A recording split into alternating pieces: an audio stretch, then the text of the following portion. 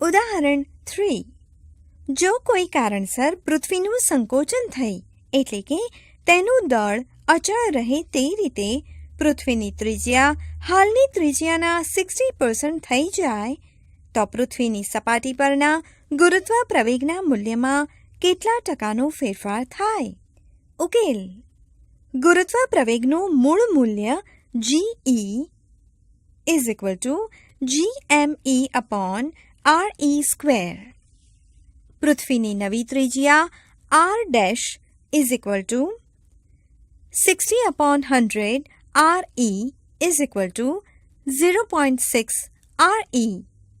માટે ગુરુત્વ પ્રવેગનું નવું મૂલ્ય G dash is equal to GME upon R square is equal to GME upon 0.6 RE square is equal to GE upon 0.36 is equal to 25 upon 9 GE.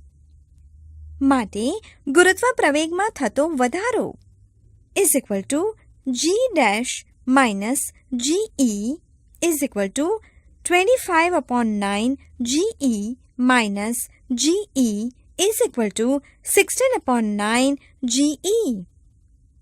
માટે ગુરુત્વ પ્રવેગના મૂલ્યમાં ટકાવાર વધારો is equal to વધારો upon મૂળ મૂલ્ય into 100 is equal to 16 upon 9 into GE upon GE into 100 is equal to 177.8%.